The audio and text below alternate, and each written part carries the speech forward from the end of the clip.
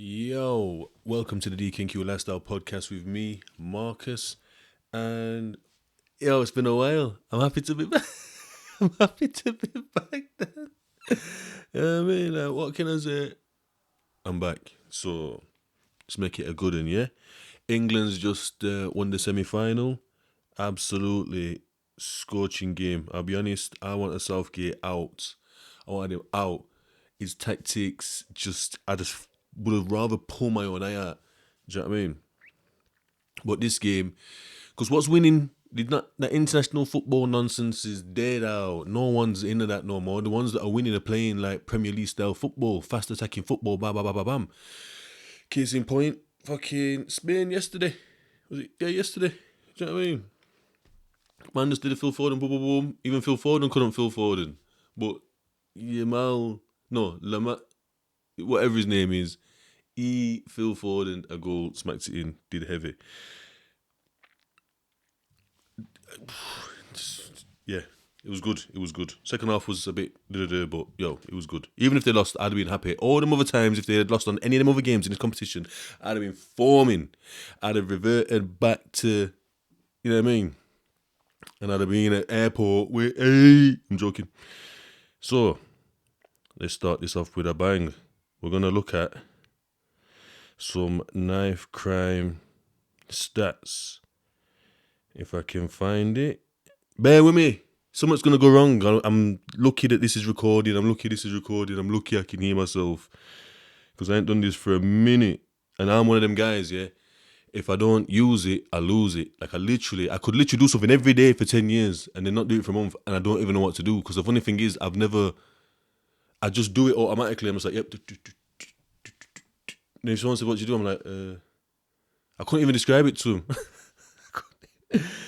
him. I'm poorly. You know what I mean? Right, let's have a look. What have we got here? Right, where are we? This is from 25th of April 2024. Worst areas for knife crime in the UK as incidents rise across the country. So you can check these stats out on my Instagram,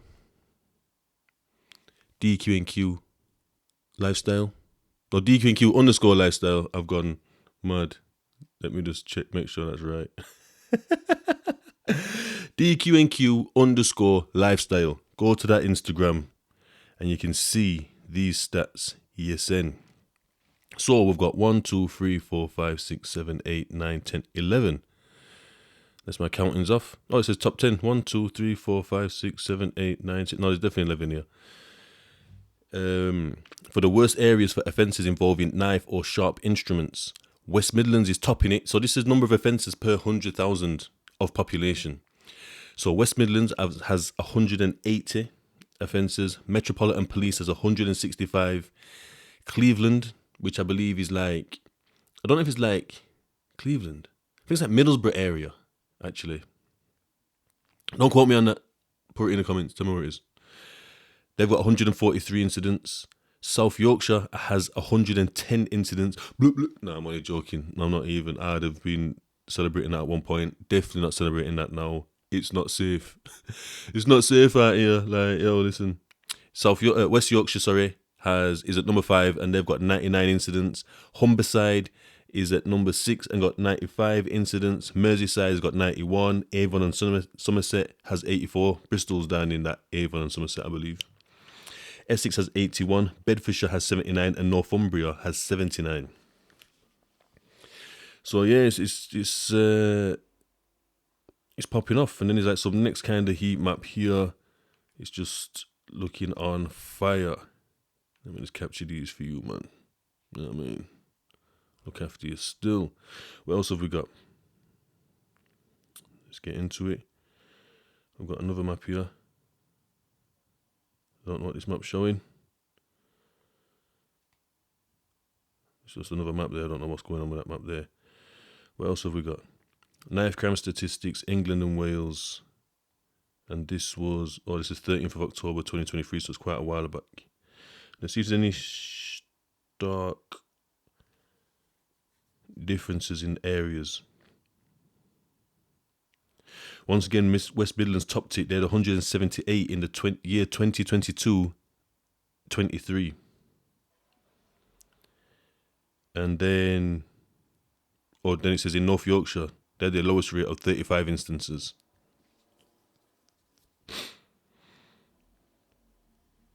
Let's have a look. So the West Midlands is still top of the pops.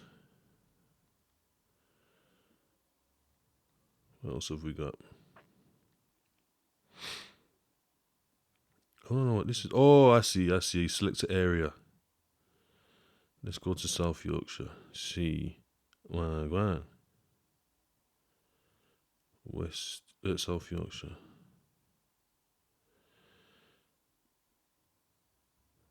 It's zoomed in, but I don't know what it's trying to... Oh, 74 per 100,000. Oh. Knife crime rates. I don't know if that's up to date. Let's see West Midlands. And this is this one is actually on the Office of National Statistics. So that's ons.gov.uk website. Where's West Midlands? 118. I don't know, it's a difference. I don't know what I was looking at before, what website that was. So I've just fucking shut it down. I've just shut it down, like, haven't I?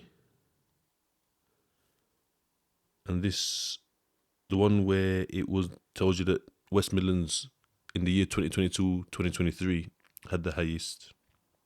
That is on the commonslibrary.parliament.uk website, whatever that is.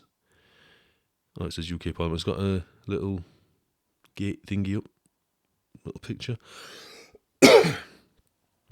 So yeah, so it's looking live. It's looking real. It's looking real out there. Thought I'd start off with some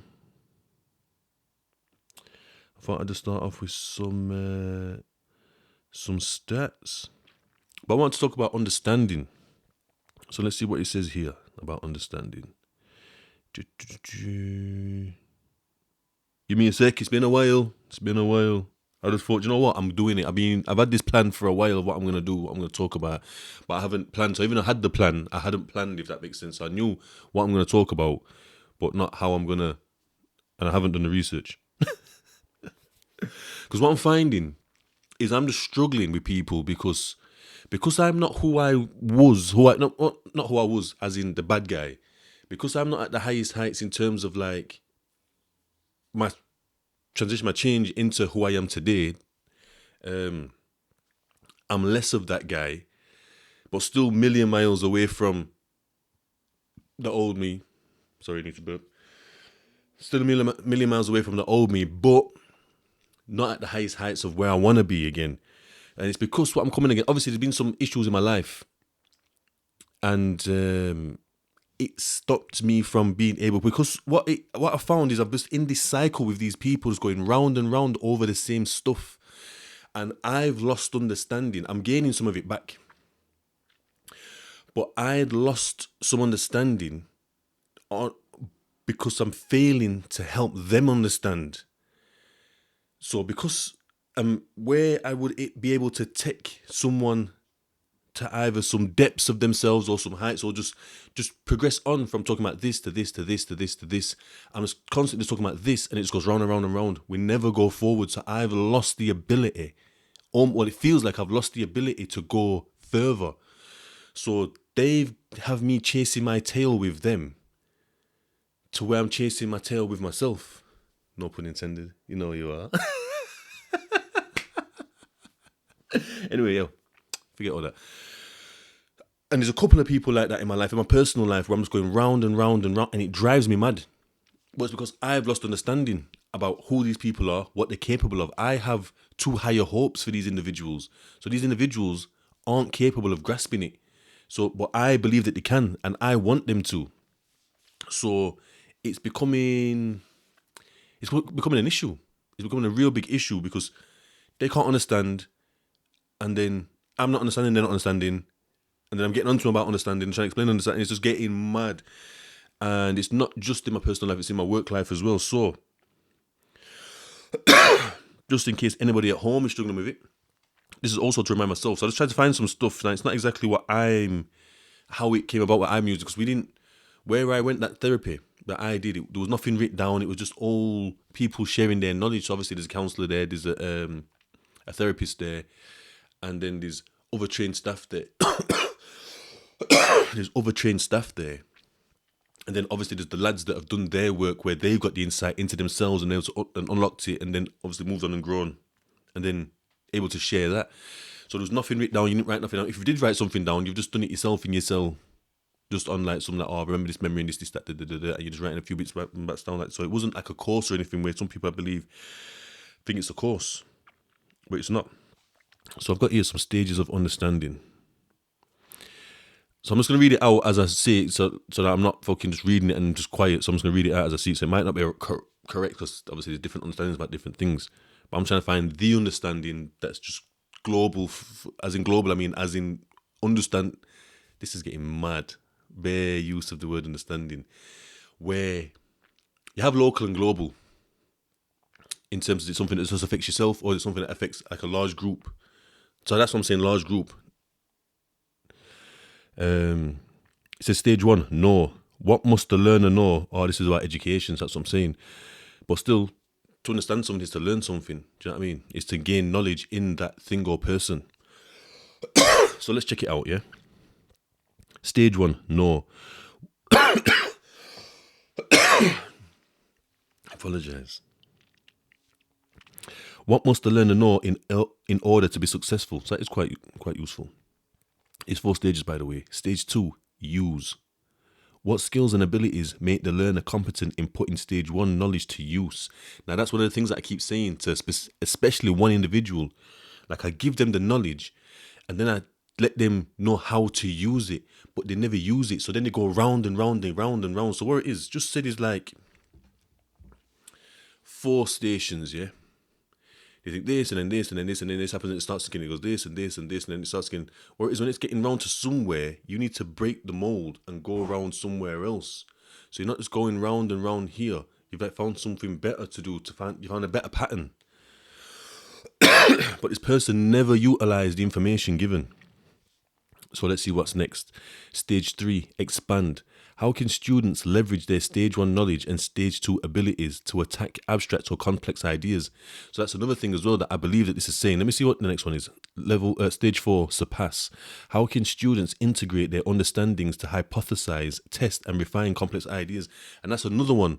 I couldn't do with this individual. I could not for the life of me get them to hypothesize, like just to think of a different, just to think different. Like, if I asked them, so why would I do that, or what could I do different? I don't know. Like, how have you not watched telly? Have you not seen this before? Have you not watched cartoons? Have you not seen films? Have you not like just looked with your eyes? You see your eye them, you know, use them. Like, how can you? But the reason they're not saying it really is because they don't want to look daft, and they don't want to do the work. They don't want to look daft, and they don't want to hold themselves accountable. They don't want to feel like a bad person. They don't want to let that shame creep in. But shame can be a good thing. You can use, no, it's not, it can be a good thing. You can utilize it for positivity. You can utilize it for growth, because it's like, right, boom, I'm ashamed of that. I don't want to do that again. That's something I am not comfortable with, or I don't want to do, or I don't want doing to me. Like, you can put that's that, and you can move on from it. But people get caught in these shame cycles where they've done something, or something's happened to them and they're ashamed of it, and then they probably do something else to get away from them feelings of shame and that thoughts of what's happened there, something more shameful to like get, or they end up doing it again. Like, they're caught in these mad shame cycles. So yeah, I could not get this individual for the life of me to hypothesize, and that's how you build to get forward, because you have to think of, how can I do something different? So literally, I've spoken about this before. When I was in the predicament I was in with the 2 individuals that I went to jail for last time, yeah, the only thing in my mind, well, there was 2 things. So literally, I could have not been violent, because they weren't being physically aggressive to me. One of them has been verbally aggressive, but not physically. Like, he's not attacking me. He's just saying stuff. I could have walked off. I was in a room. I was in the bathroom. I was in the toilets of a nightclub. Could have just walked off. Door was behind me. I could have just left. No. Fling out the thing and go mad. But at the time, I didn't have that option to leave. I just had a violence. It could only be violence. It could either be a punch up, which I thought that's going to take a bit longer. I could pull out the knife and boom, boom, and just end it in seconds. Boom, boom, boom. Like, not it, just like, and just gone again. You know, the ones there. Like, not tussling.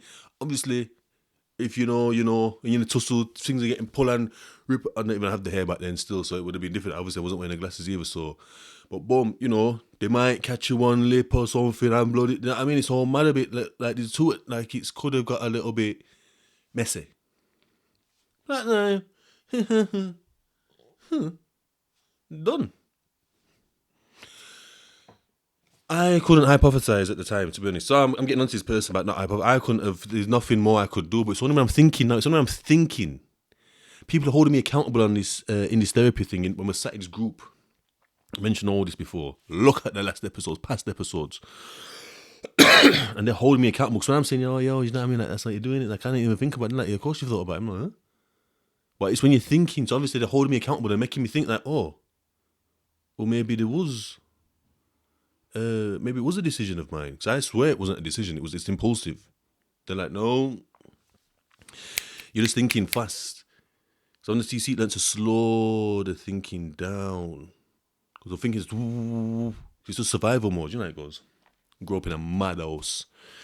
Anyway, I thought, oh, do you know what? It was a decision. I decided to grab the knife. Obviously, I didn't think I'm going to do it. Obviously, it's just reactionary. You're just going, you know what I mean? You're just in the moment then. But the decision was there. I decided to stay. I decided to get the knife out and use it. Do you know what I mean? But this individual will not entertain anything. Like any... So there was no... What was number 4 again?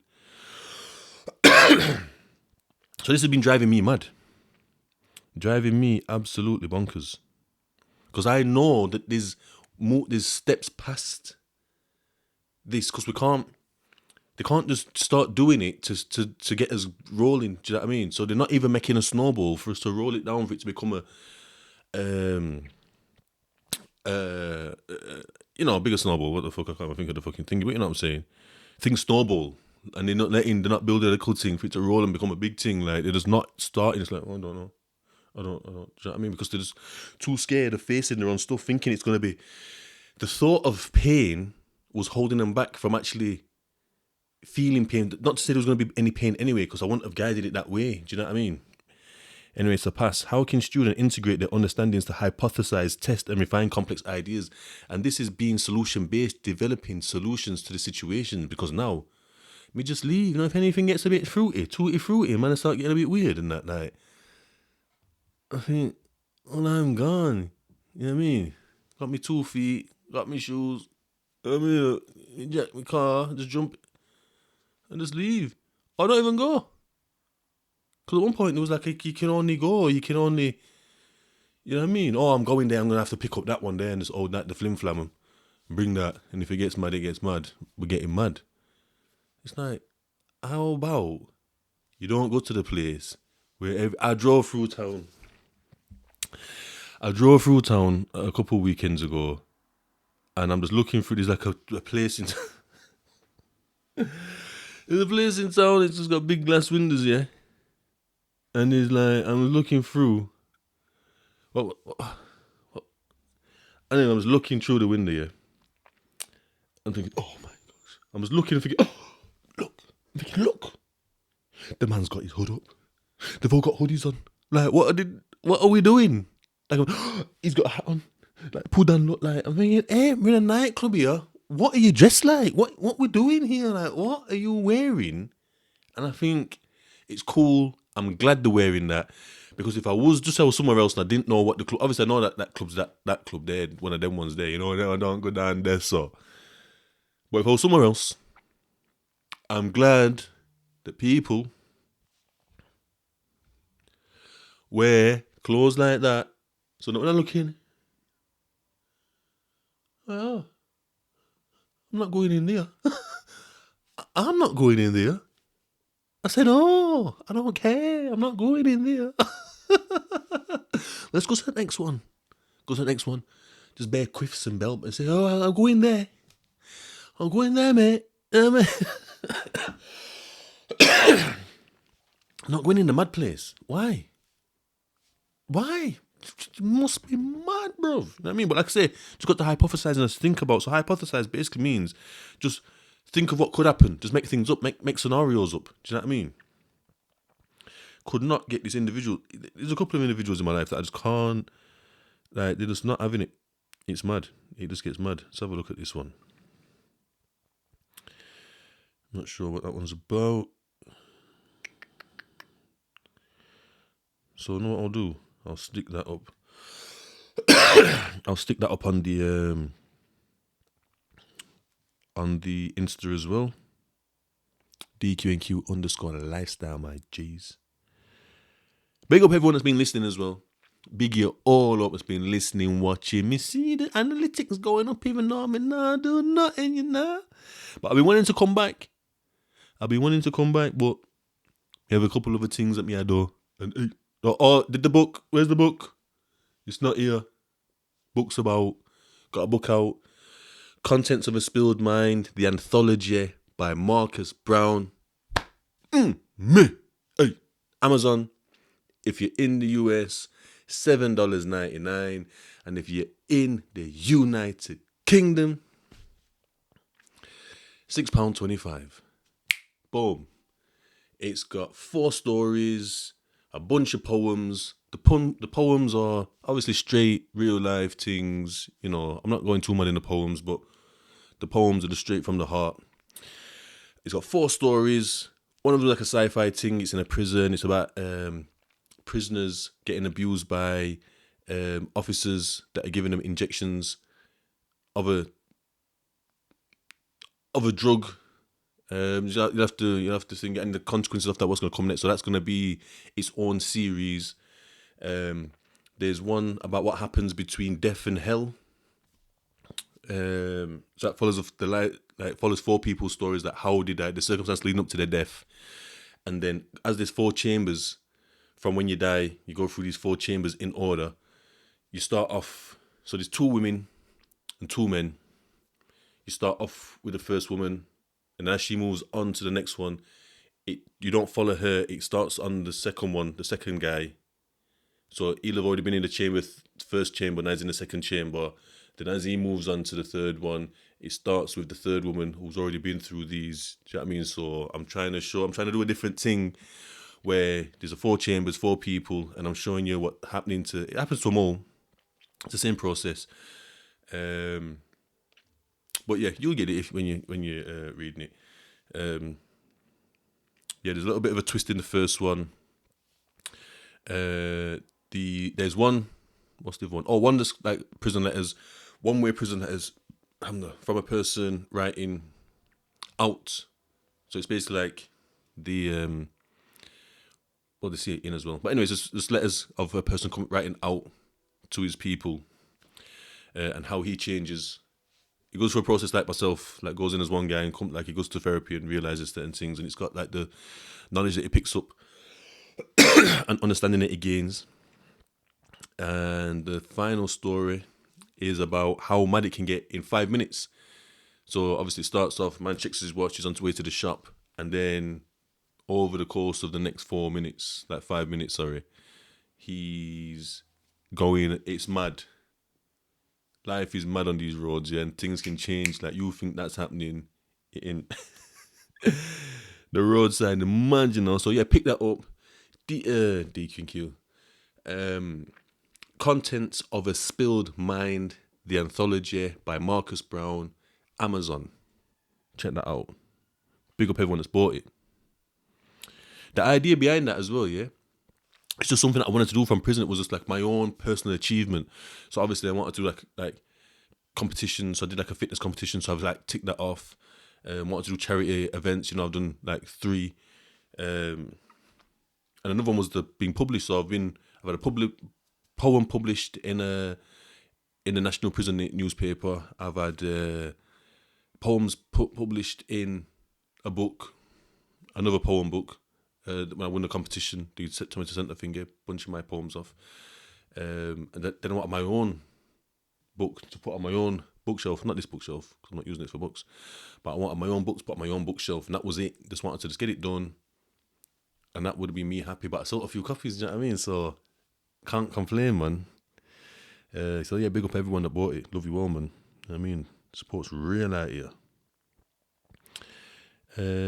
Yeah, so let's check this out. We're still on the understanding thing. I haven't moved on yet.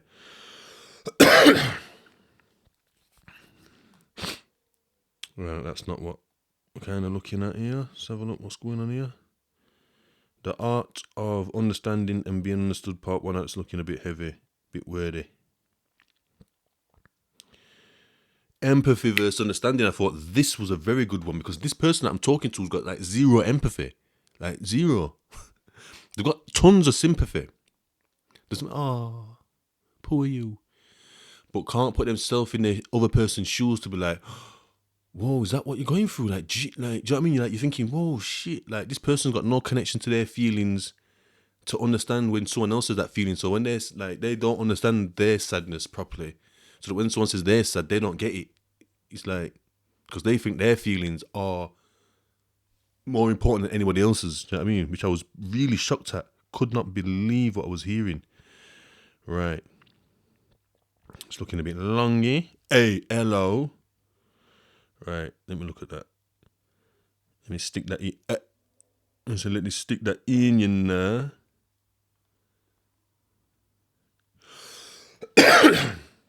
So it says quickly here. So this is empathy versus understanding. Empathy looks to have one align with the feelings of another, whereas understanding looks to have one align themselves with a set of knowledge. With this, we can start to identify when we are talking about empathy and we're on blah, blah. But yeah, like having that understanding, you're just up here. But having that empathy, you're down here. You're like, whoa, you've connected like a emotional ropes just like popped out your chest and their emotional ropes popped out and they've like just connected on a mad thing. Like, boom, you're feeling what they're feeling. Do you know what I mean? Whereas understanding, you just understand like, because when I'm trying to like explain to this person, they're like, oh, well, why is this person not? I'm thinking, but you know this person's life. Why wouldn't that person do that? How could that person with these set of circumstances, yeah? You've got no help from anyone. Everyone else is doing a mad thing. Why wouldn't that person have turned to hardcore drugs? If they've gone through these things in life and then they've perceived these things that have happened to them like this and they've got no means to cope, they've got no one to look around at to think, oh, they're doing a better, like they've been through shit, but they're doing this. And that's a path to follow. No. It's always easy to go down to degradation, to go down to the madness, destruction. Like, it's just easy because that's the path that's set. Like, it's just, I'm thinking, but I don't, it's like, hey, how do you not understand these like basic things? It's not hard to think that A and B leads to C or 2 and 2 equals 5. Like, it's not hard to get. That's the 2 and 2 equals 5. I've gone mad. I'm happy to be back on the pod. I've lost my mind. But my day is still, man. Anyway. I couldn't believe some of the madness I've been hearing. So bear with me. A few things here.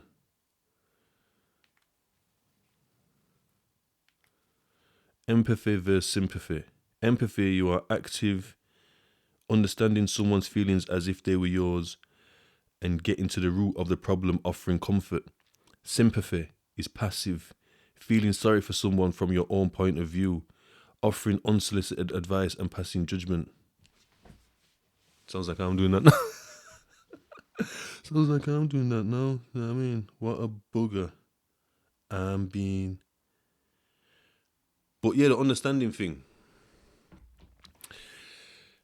Like I said, I've been lost myself. I haven't been able to find myself properly in all of this. Like I don't know. Well, I didn't know, but because I'm just like I've got no understanding. So I'm saying ABC, A and B leads to C, and 2 and 2 plus. I'm gone mad. But I'm not understanding this person,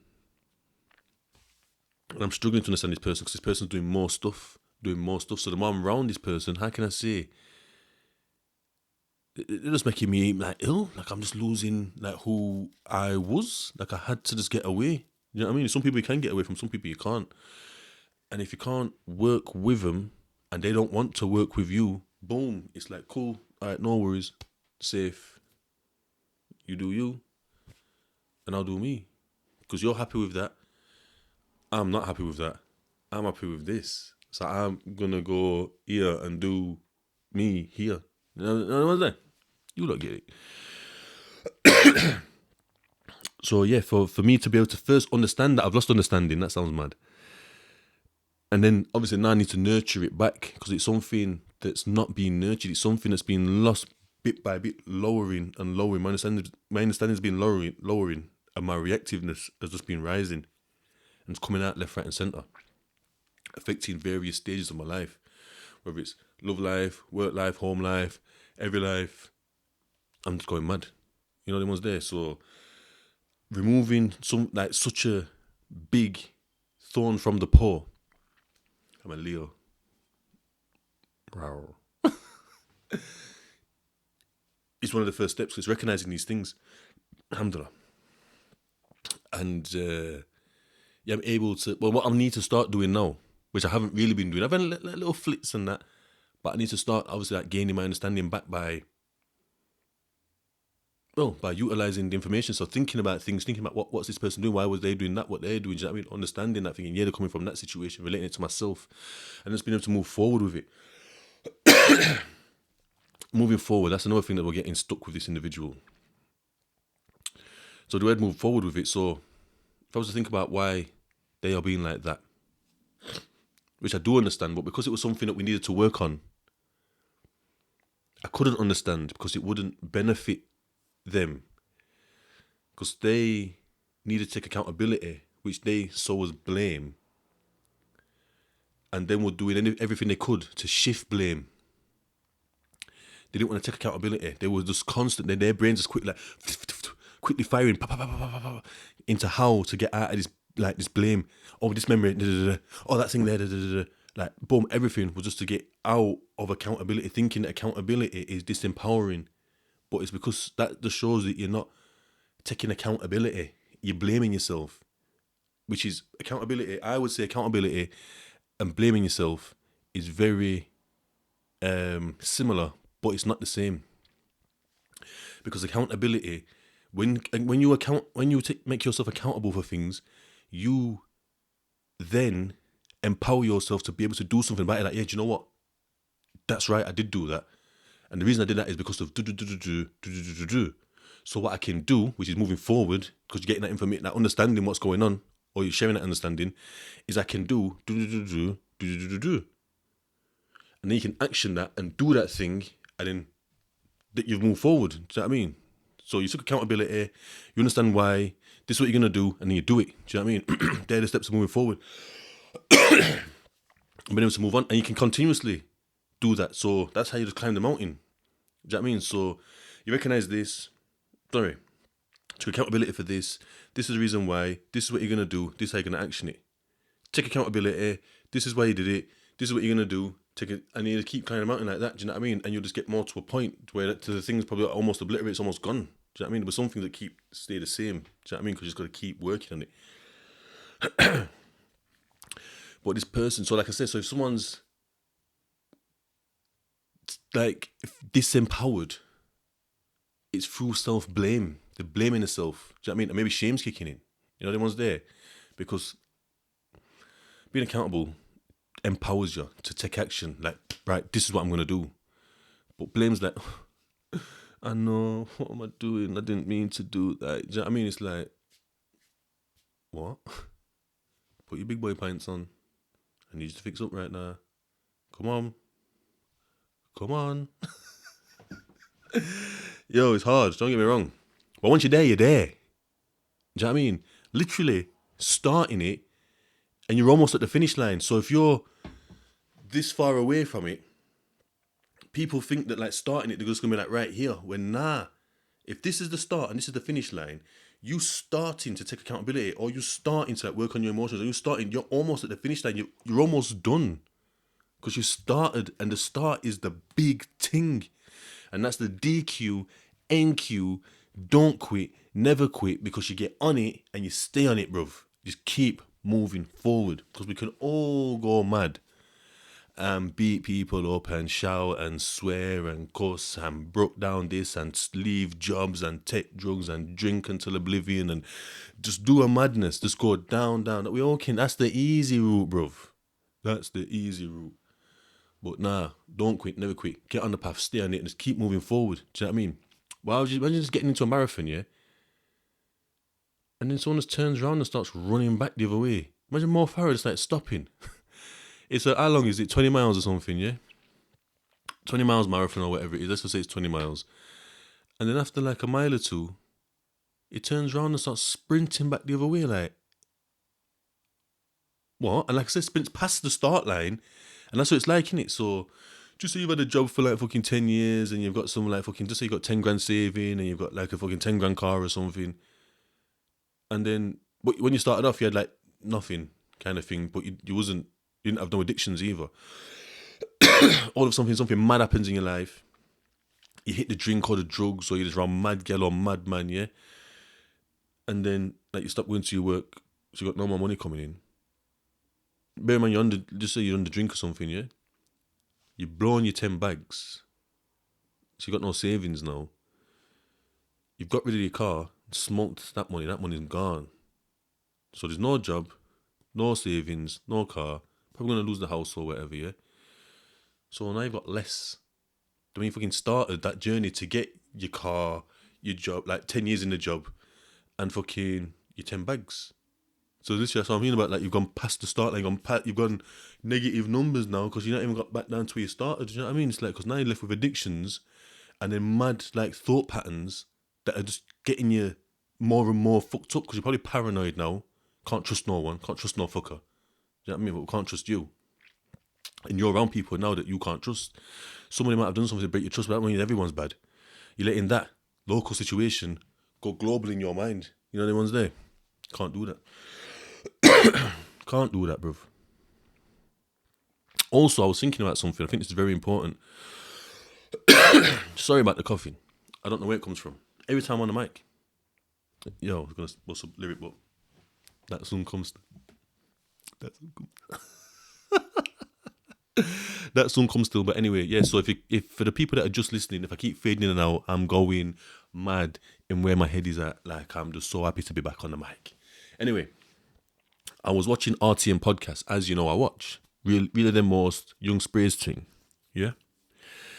And there was an episode with some geezer, I forgot his name now, Orion or something, Spray, Chronic, and another guy. Shower Malik, I think his name is. Anyway, Shower Malik and Chronic get into an argument. These times now, they start talking about like my level and this and that, but Spray's been saying my level as well throughout because he feels like this, like Orion's been like, you know, taking him for a bit of a mug, so he's been like mugging him back and he pulls himself on it, takes accountability and blah blah blah, but it's a little bit of blame because he's a bit like, oh, do you know what I mean? But anyway, that's not the point. But they started talking about levels, you're not on my level to each other. And I thought, if I was on there, like to my knowledge, they've all at least been up for M charges. Whether they have or haven't is up for debate or whatever. But they've all been, I think, up for M charges, especially Chronic and Spray. I think maybe Shower has as well, Shower Malik. So obviously when I'm there now, I ain't got no M. I'm just some muppet. I'm just a muppet on the sofa if I go in there, like, because they be like, oh, my level, da, da, da. But I thought, you know what, topsy-turvy, the other way around. So there is levels. So I bit the bottom. If I was still on the road thing, do you know what I mean? Unless I go and catch it, just go on there. Do you know what I mean? But I bit the bottom. Then it's whichever ones of them is like obviously they always seems to be showing respect to Spray, like he's Xerxes or something. But it might just because it's his show. Do you know what I mean? Because obviously Spray even not pulled this up, but even Spray says, like don't think I just get onto Chronic like he's a muppet. When it's not the show, he gets back onto me because they're brethrens. You know, the ones they're peers. Do you know what I mean? But obviously it's Spray's show, and I think Chronic just bows down in a sense because it's man's show. You don't want to be mugging man off on man's show. It's mad. That's mental. Do you know what I mean? But alhamdulillah, whoa. Yeah, so, and I thought on the other side, because I had to try to like push positivity and this, that, flip it around, and I would say I'm above them. I'm higher than them levels in terms of levels in like on this new journey, this like positive, negative to positive type of flex, not podcast wise, just in general, just in life, because they're obviously them Shower Malik and I don't think Shower Malik's on it anyway. Chronic, I don't think he's really on it. He's kind of half on it because I think he's like influenced by who he's around and whatever, or it might be because he's on the show. But yeah, obviously they lick it up as well or whatever, so they're the same madness. But obviously I'd put Shower at the bottom, mad. Chronic above him, then Spray, then me. In terms of levels of this new wave, this new like positivity wave, because Spray seems ready to do a mad thing. Shower seems to be still kind of in it, and Chronic's like he'll do a mad thing as well. Like he's got less to lose, it seems, than Spray. Where Spray probably do a mad thing, but he's got something to lose now. He's got his podcast where he's doing all right. He can sit down like a bum in jail, selling spice or whatever. Like yeah, you're doing bits, but at the end of the day, you're in jail. You know what I mean?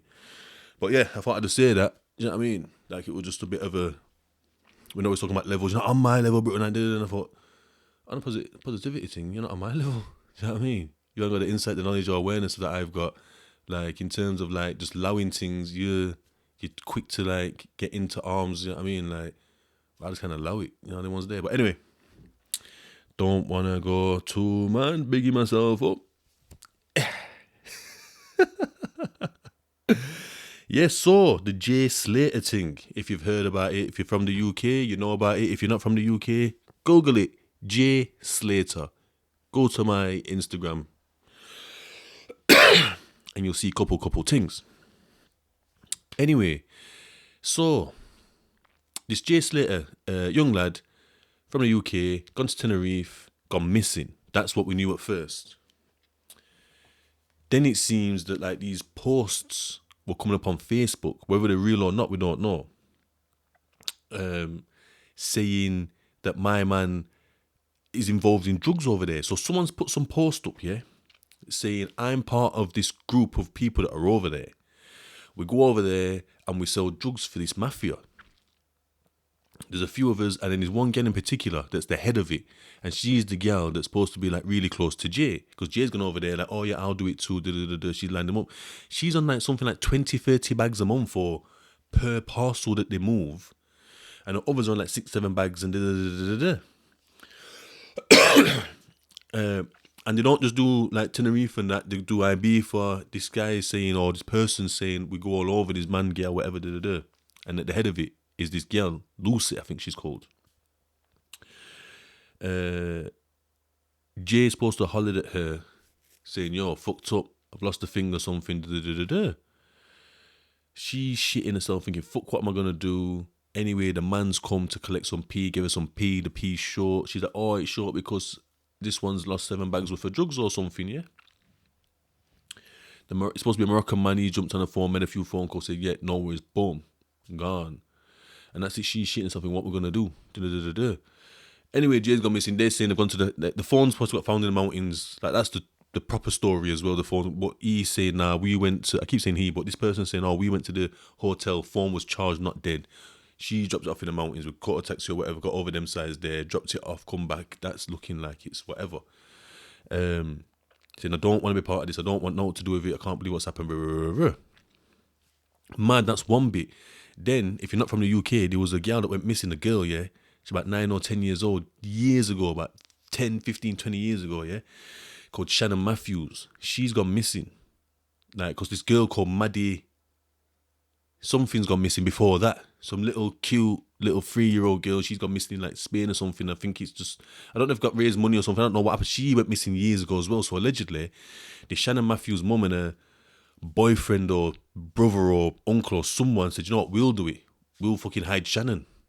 So they're hiding Shannon now, and they're doing some big, massive news thing saying, yo, she's gone missing.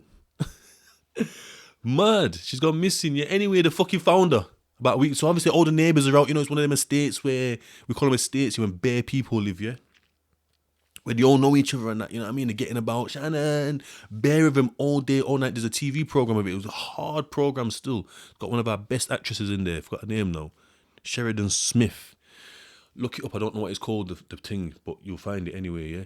Anyway, they've for some reason, the feds have thought, hold on, why are we looking over there so when we can look at the people? They've gone to the fucking man's yard and she's in like under the mattress in some drawer or something, pulled some drawer out, the little fucking 10-year-old's in there, like what the fuck? They've all gone jail anyway, I think they're right now. So, this Jay Slater's mum supposed to be related. This is all mad. I don't know I ain't seen it for a bit, but she's supposed to be related to Shannon Matthews' mum or something, or her something. It's mad how it's all linking up madly. What else is happening over there? Oh, so now that the gangsters are supposed to say, to Lucy, yo, listen, we want 30 grand tomorrow. She's like, huh? How am I going to give you 30 grand? He's only lost 7. Because another story that pops up is he's supposed to rob the Rolex watch.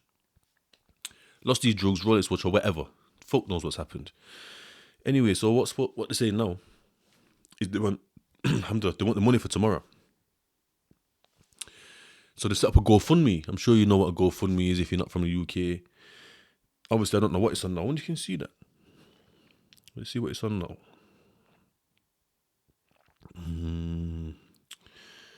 Let's have a look. Jay Slater, GoFundMe. Get Jay Slater home. It's on 52. They want 30 bags, yeah? It's on 52 bags right now. Mados. So yeah, so that's just looking mad. Like the code off the search. They're saying some story about like he's jumped in a car after some party. Because obviously if you don't know about Tenerife, like Tenerife, it's a hot sunny island over here. Not here, but like, you know, in Europe. And we go there to party. We go to Tenerife to party. It's a small little island, nice, hot, by the equator. It's mad. I ain't been there. I've been like Lanzarote. So yeah, people just go over there, just whatever. And yeah, so from there, it's gone from that party thing to fucking some hotel with some guys afterwards, after party. That's what people do, you know, flights after parties with people. Anyway, he's supposed to decide he don't want to be there. He decided he's gonna like get off. He's got no money. He just walked home, walked back to like his bits. It turns out it's an 11-hour walk. Bearing in mind that the place is hot, barren, come like Utah. I don't even know if Utah is correct, like, but it's hot, cactus. You know, the place is barren when there's cacti, natural in the place, man. Not bomber clock.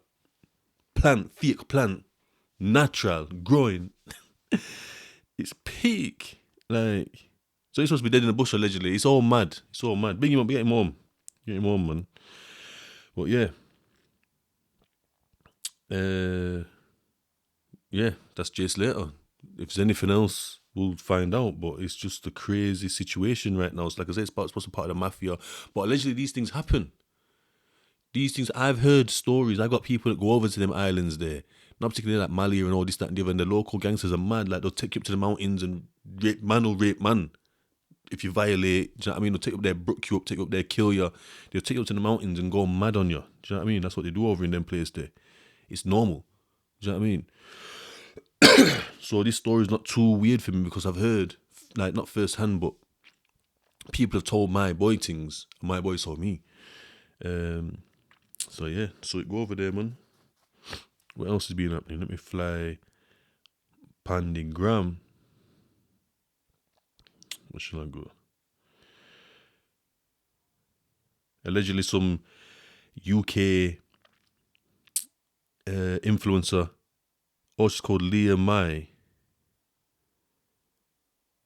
Has gone to see some gangster in America called Top 5 in prison, by the way. Yeah, so big up her for doing that. Flown to Canada to go see him, and he must be like paying for that, which is mugs. I swear he's on bare M charges, yeah.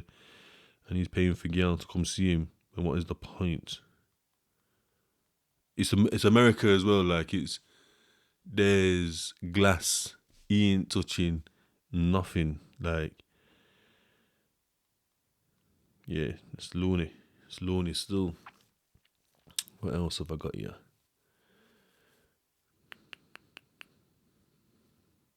Here's a second. You know what I mean? Nothing on the feed anyway.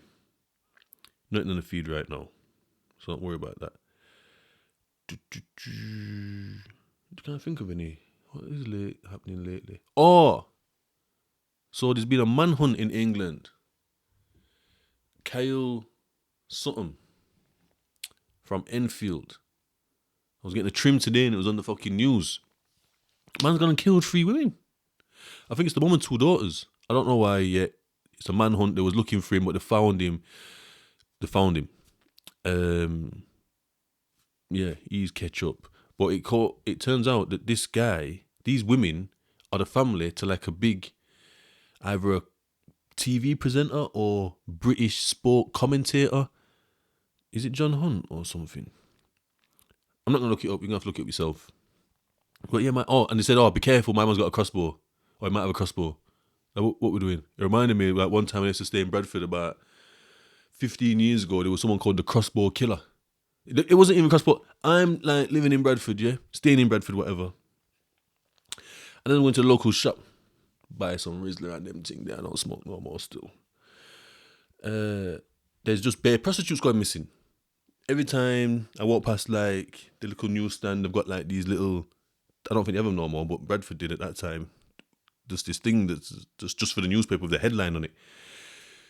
Didn't think no of it. Anyway, it turns out there's some leather jacket wearing madman, crossbow cannibal I think they called him, yeah? From Bradford. Look that up. All my non-UK people, yeah? Crossbow cannibal. And some CCTV footage, like just looking down like a corridor, yeah? And it splits off both ways. Like, so the CCTV is looking down, and then you see at the bottom, like, somebody run past, looks like a female. And then you just see Bon McClark terminate, you know? Just like come out of nowhere, stop. It's almost like it was set up. Raise his arm, and then that's it. Like the CCTV finishes. Because it was grainy as well. It was grainy, black and white footage, yeah? You know, bare grey. And obviously he's supposed to shut her. So it must have been getting a prosy. He's bringing him back to his yard. And it's killing him. Do you know what I mean? But she must have got off. Or he wanted to chase her or something. He didn't even chase his walks like a fucking horror film. Shot her and then just dragged her back to the plate. And I think he was eating him as well. Like, and then obviously what it is in the UK as well, when we go to court, like one of the first time you go to court, if you've done something, you go to court for like 2 seconds. They just actually like your name or something. I can't even remember, me. It's just a blur to me. But like they ask you your name or whatever, your date of birth or whatever year, or something like that. And when he's asked the man his name's fucking Ben Smith or something. It isn't. But I'm saying, for example, his name's Ben Smith. He's gonna, what's your name? Keep saying names like, the Crossbow Cannibal. He's gone heavy.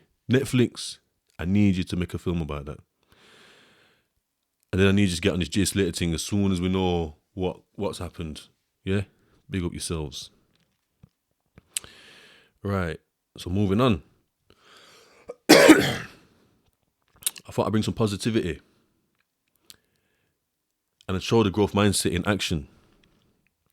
So let's have a look. Where him there? Where him there? Where him there? Hold on. The fuck is that? Oh. Give me a second. Right.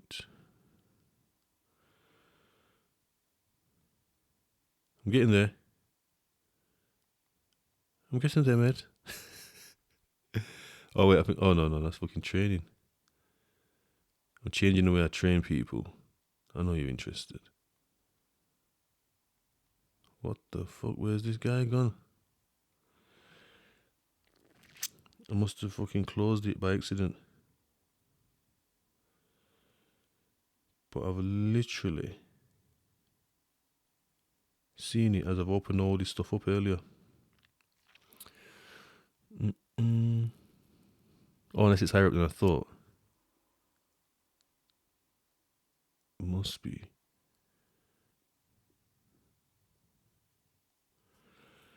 What the fuck, man? Oh, it's higher up than I thought. Sorry. Yeah, so obviously I got out of prison. I'm on a new wave now. Just getting on with it, you know, boom, boom, boom, boom, boom. But another guy, John Burton, yeah? This is on the Guardian's website. So, John Burton, I was a horrible person. Now I help lads who used to be like me. The ex-convict on how his construction training scheme gives prisoners the chance to build a crime-free life on the outside. John Burton, 49, knows all about that feeling of dislocation and uncertainty once the prison gates shut behind you and the outside world beckons. He has served 2 prison sentences since the early 2000s, one for cigarette smuggling and then one for drug trafficking and money laundering. Towards the end of his time in HMP Oakwood, Burton says he started to think about younger prisoners, some of whom he knew were going to go straight back into crime. And he says, without a job to go into, they are reliant on former criminal mates in order to earn a living when they are on the outside, he says. On his release at the end of 2017, he returned to his native Liverpool, where he was struck by the number of people sleeping on the streets. They were ex-army, veterans and former prisoners. I couldn't believe how many homeless there were out in my city in the middle of winter. There and then I thought, that's it. I have to give something back to people like that. I was determined to put something back after all the years of taking. He founded Inside Connections, yeah, that's his thing, Inside Connections, a not-for-profit organisation that assists people with convictions and their families. At the King's Dock on the River Mersey, 10 prisoners out on day release are working on a Wilmot Dixon building site. They work on everything from steel fixing to security to learning to be an electrician. The scheme is the first Inside Connections initiative. Other large construction firms in northwest England have signed up. It has also teamed up with the Jockey Club, the body that runs British horse racing, to provide jobs, training and support for ex-prisoners. This is all about breaking the cycle and getting them out of the life of crime, because it is so easy to fall back into crime even when you are still only halfway out the door from prison on release or temporary license, says Burton. The recruits are helped. Listen, it goes heavy. It talks about Burton's criminal record, particularly a conviction for money laundering means he cannot be a director or company or charity, nor, he admits, will any bank allow him to open an account. So his 20-year-old son Ben runs the organisation, and his daughter Olivia will become co-director when she turns 18. So even that as well, like, look, my man can't even own his own thing. Don't want to fuck up your own life still with these mad decisions. I was just chatting to my bridge and I see my bridge and I picked him up, dropped him off at work, yeah? And we were just talking about couple things. What was we talking about? No. You're not even in the car for that long. But I just go heavy from the get-go. Like, boom, boom, boom, boom. It was on about my car still. I was talking about credit. What was we talking about? Oh, yeah, that's what I was saying. Yeah, so we're talking about my car. I'm like talking about the features and stuff and like top spec and whatever for what it is and its range and that. And I was explaining how I got it. Like, it was, you know, I had a banger when I was in prison. I had that for like 2 years in prison. I had it for like a year or something when I got out-ish. And I said, I just needed a car. Because the mechanic said, alhamdulillah. The mechanic said, how much are you willing to... I needed to, like, it was like an £800 car, and I needed like £300 or £400 worth of work done on it. But I've been going to him a few times, do you know what I mean? And getting a couple £100 worth of work done on it, do you know what I mean? For different things. And he's like, how much money do you spend on a car? And I thought, you know what, you're right. If I bought a £50,000 car, I wouldn't take it to get one £50,000 job done on it. Do you know what I mean? I just get a new car. And I thought, he's right. Anyway, scrapped it. I was able to get this car. I was talking about, it's about my credit of me being able to get a car on finance and whatever. And then talking about how, yeah, but the lifestyle that we used to have, because obviously he was a madman as well, is that all we did then was just fuck our futures up. I'm saying, luckily, we've turned it round and able to get our future back on track. Like building our credit score up and building this and that and using it how it's supposed to be used, you know what I mean? Whereas when we were younger, you know, I was just getting like bare gym memberships. I think I had like 4 gym memberships, not all at once, but like I'd just stop going there and go somewhere else, and I just stop going there, not knowing that I've got like a year contract, need to pay. I'm just not paying. Do you know what I mean? Boom, bare phone contracts. I would have like 4 contract phones on at once, and there's not even paying. Do you know what I mean? Because obviously just take the SIM out, put news, boom, boom, boom, boom, boom. Mad. Like there's no one to tell me different. Obviously people say, oh, don't do it, but not like why and what it's gonna do and and have options for me in the future for me to use that credit. It's like I'll just use the credit now and get the things now because I'm just impulsive and I want now. You know, anyone's there. Like there's nothing to. Yeah, it's mad. Like yeah, and like just reminds me of that. Like he's done whatever he was doing, and then his future self isn't happy with what he did as a kid. Because you're here now, so like, boom, I'm 36, I'm here now on this day in July, and luckily for me, I am happy with what I've done. What the future me, well, the future me is happy with what I did last year, and that guy was happy with what the guy did the year before, and the guy happy with what the year before, and I'll be happy in a year of what I'm doing now. So on and so forth, because it's one of them. Just like I'm saying, like you don't want to go into that like degradation, into that destruction, going down, down, down, because you won't be happy with what you'll be like, oh fucking hell, what did I do that for? Why did I make that decision? Why did I go there? Why did I da? You won't be happy. Do you know what I mean? So you need to start doing things that you're gonna thank yourself for in the future, even if it's like in a month's time, 6 months time. It don't have to be years. Do you know what I mean? Like literally, like oh, I'm happy. I went to the gym this week. Next week I'll be because man's just busting a couple of PRs in the gym. PBs, personal bests. Buzzing. It's a good day at the gym. 2 weeks off, you know, we go back home. But yeah. Good times in the gym, man. But yeah, so that's a bit of positivity, like of someone that got out of jail and using an initiative and is giving back. So big him up. Big things. All right, where else are we? Oh, I got a bit more news actually. Where is it?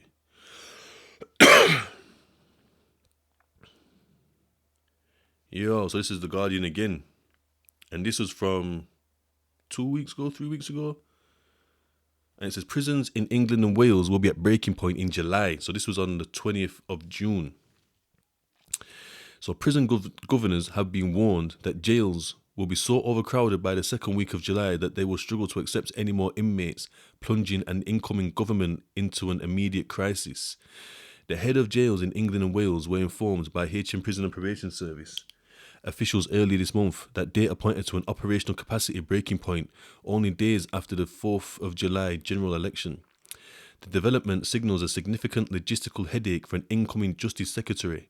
It is expected to trigger Operation Early Dawn, a crisis measure that allows offenders to be housed in police cells when jails are full, while other measures can prompt magistrates courts to delay cases. Brother, let me tell you, the prison cell is better than the police cell. Obviously, if you just go in, you've been done something, you've been nicked, you're going in, and you're getting bail, you're going out. Obviously, the police cell's all right. It's only been a few hours. Do you know what I mean? If you're pissed up, you might have to stay 12 or whatever. Or if you're doing a madness, they might want to wool you for the wool. What is it? 72 hours, 3 days or whatever. Yeah, that's mad. Anyway, the police cell got nothing in it but a toilet. I think it's got a sink in there. And then the bed on the floor. You know what I mean? There's not a little plinth on the floor and they throw that fucking mad mattress on there. Yeah, it's like a mat. Like we're mad. The prison cell now, you might have got a pad mate, have a bust a little joke. Forget the pad mate though. You have a bed, proper bed up there. Obviously it's mad. It's not a proper bed like you're in a fucking hotel, but compared to the police, it's a proper bed. You got TV with woolly, not even woolly, but you know, you have like at least 9 channels on them. Like when I was last in, I think it went up to like 14 or 17 due to COVID. Phone in cell. Hey up. I think they're supposed to got laptops in there now so you can put your credit on while you're in your cell as well. You know, the ones there. So It's mad. But when I was in jail in 2013, they were doing it there. There was a measure there where people were being held in cells and that. Like, people was like, imagine having a nice cell. Alhamdulillah. Imagine having a nice cell. They're making you pack your bags to go to court or something. So you might get out, might not. And then when you've done in court, you're not getting released. You're going back to prison. And they divert and put you in a cell. A police cell. Not a prison cell, a police cell. Alhamdulillah. Uncomfortable. It's mad. Showers, like, it's just mental. Like I said, at least get social and that. Get proper food, like in prison. Obviously not proper food, but obviously what they give you in police cells, like that rip top, like cereal thing. That's not even. You need like 3 just for a normal bowl, like meals that just microwave meals. Dead microwave meals like that. You know, it's stuck round sides because it's mad. They're bringing you a drink of tea. The amount of spat in it. Like, come on, man. Come on. We're moving mad. But they were doing some measures about a couple months ago. My brethren got 16 years. You know, he was rolling round to his 8th.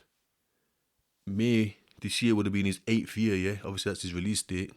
Straight release. I think he got out 6 weeks early. I'm like, what? He's like, oh, I'm out soon. I'm like, no, you're out in May. I know when you're out. I've known for like 6 years since I met you, 7 years or something. Like, what we're talking about? He's like, no, measures. Some people getting out with up to like, I don't know, 8 weeks or 12 weeks or whatever because it's just crowded. So trying to just get people out. So they're trying to, using the Cat D system because he's going out working and that. So he's trying to get them out so they can put more people in Cat D. You know what I mean? But yeah, it's mad. It's mad. Prison system overcrowded. What else did it say? Or even worse, imagine a court cell. Imagine a court cell. Even worse. Just that half a bench, one mad thing or... Yeah. But yeah, like I say, I can't remember what happened in 2013. I don't know if they were sending bare people to jail for riots.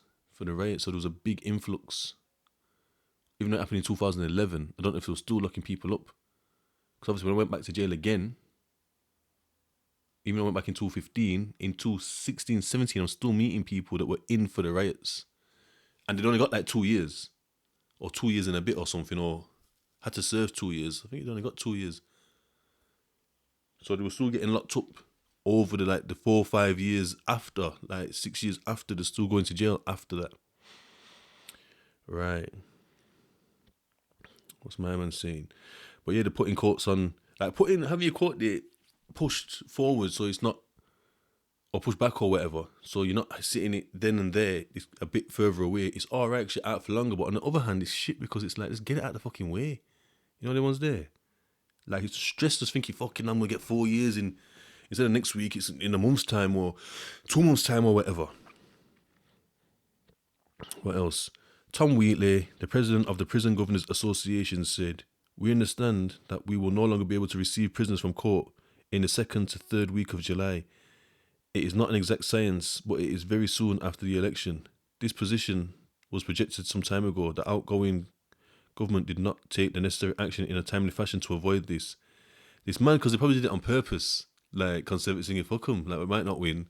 Let them deal with it. You know what I mean? Like how you do, like when you're leaving a job, like, yo, just let them deal with it. No, I'm not doing it. If a new government arrives and says we want more people in, it will be challenged in court by the PGA because ministers will be placing our members at risk. Operation Early Dawn is a contingency measure that has been used for a very short period, usually no longer than a week, to manage immediate localised pressures on the prison estate. It steps up coordination between police stations, the prison service and the courts to make sure nobody is taken to courts until the prison service can guarantee a space for them should they be remanded.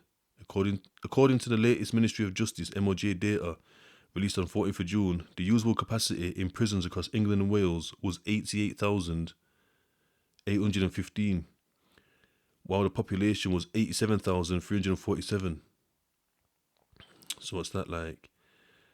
1,000, about 1,400 places off. Which sounds like a lot, but one prison will hold like 1,400 people or something. Or like 1,000, like most prisons hold like 1,000 people. Easy.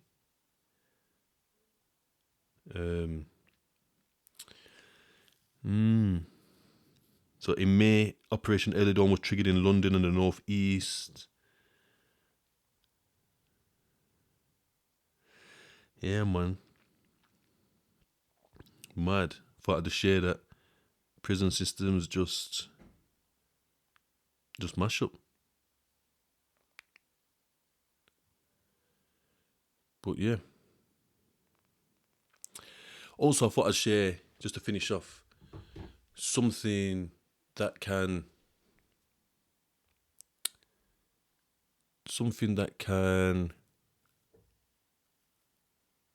benefit you in jail. So in jail you can do degrees.